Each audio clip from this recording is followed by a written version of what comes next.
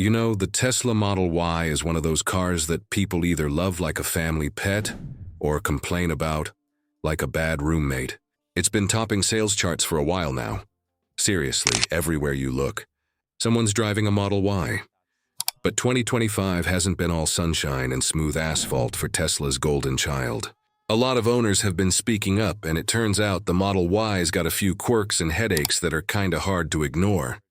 So today we're breaking down what's really going on with the Model Y in 2025, the issues, the recalls, the frustrations, and whether it's still worth that shiny EV price tag.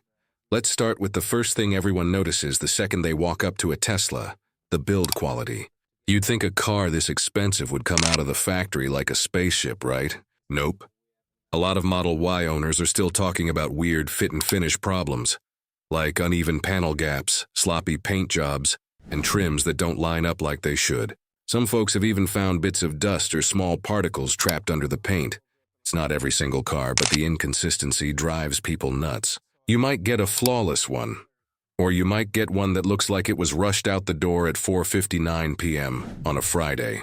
So if you're checking out a Model Y, don't just fall for the big touchscreen and cool vibe. Run your hand over the panels, check those gaps, look under sunlight. Tesla's quality control is still kinda hit or miss. Now here's where things get spicy, the recalls. Tesla's basically a computer on wheels, and that's both genius and risky. In early 2025, Tesla had to recall over 200,000 cars because a faulty onboard computer could short-circuit, knocking out safety features like the rear-view camera. Imagine throwing your car in reverse and seeing nothing but black on that giant screen. Not ideal. Around the same time, there was another recall, almost 375,000 cars, for a power steering issue. Apparently, the electronic steering system could overheat and just stop assisting you after the car comes to a halt, which makes low-speed turns feel like arm day at the gym. And get this, a newer probe opened in late 2025 for door handles not opening from the outside. People literally got stuck inside. I mean, come on, a $50,000 car where you can't open the door? That's the kind of stuff you expect from a horror movie, not a Tesla. The wild part is that Tesla's over-the-air updates do fix some issues. They can push software patches like your iPhone, but when it's a hardware problem, door handles, steering boards, suspension arms, you're not getting that fixed with a Wi-Fi connection. You need a service visit, and that's where things can get, well, Tesla complicated.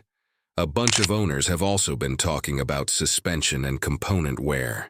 The Model Y drivers, especially those who've had their cars for 3 or 4 years, are reporting clunks and squeaks, usually from the rear knuckles, control arms, or stabilizer links. And yeah, it's an EV, so you don't deal with oil changes or spark plugs, but that doesn't mean it's maintenance-free. These cars are heavy. That battery pack weighs a ton. So the suspension takes a beating, especially if your local roads are less than perfect. Even in the US, where roads are better, people are seeing premature wear. So imagine driving it in places with hot weather, rough patches, or constant speed bumps. That stress adds up fast. And then there's the whole range situation. On paper, the Model Y looks great. Over 300 miles of range sounds amazing. But in the real world, you'll rarely see that number. Crank up the AC in summer, blast the heater in winter, take a few highway trips, and that range drops faster than you'd expect.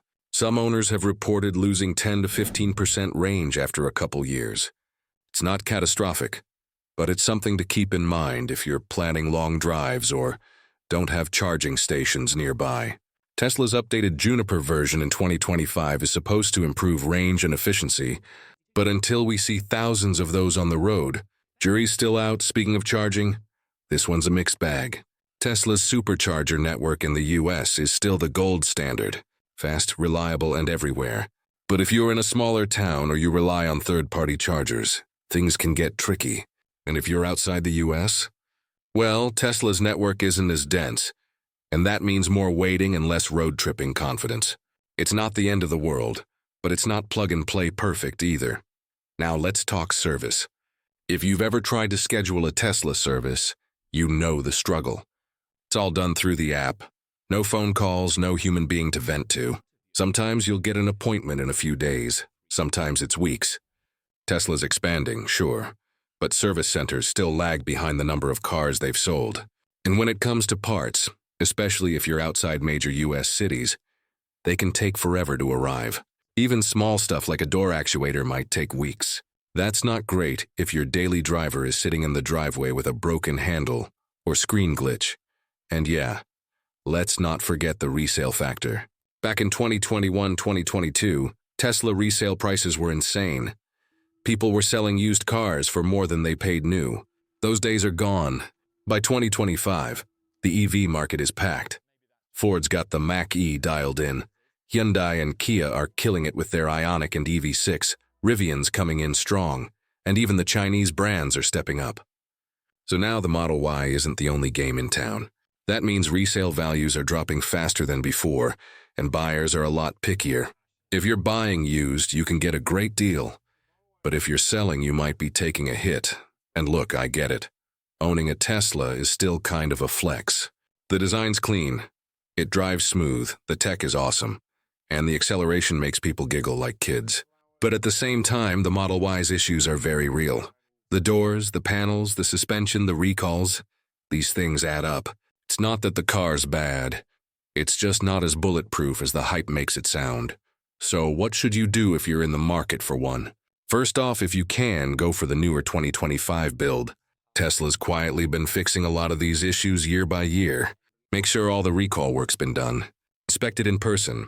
Seriously, don't buy sight unseen. Check those door handles, open every panel, test every button. Look for signs of water leaks or rattles. If it's used, ask for service records and see what's been replaced. If you already own one, stay on top of your updates. Tesla pushes patches all the time. Make sure your car's running the latest version. Pay attention to weird noises or handling changes, and don't wait too long to book service. A little early attention can save you a huge headache later. And when it comes to range, try to keep your battery between 20 and 80% for everyday use. That helps with longevity. At the end of the day, the Tesla Model Y is still one of the most exciting EVs out there. It's quick, quiet, and packed with tech that feels straight out of the future. But like any piece of futuristic tech, it comes with growing pains. Some cars are flawless. Others make you want to scream into a pillow. So if you're thinking of buying one, do your homework, know what you're getting into, and don't let the hype blind you. All right, folks, that's going to do it for this one. If you found this breakdown helpful, hit that like button. It really helps the channel. And tell me in the comments, do you own a Model Y or are you thinking of getting one? What's your biggest headache with it so far? I'll be hanging out down there checking your stories. Thanks for watching. Take care of yourself and your ride, and I'll see you in the next one. Stay charged, stay curious, and drive safe.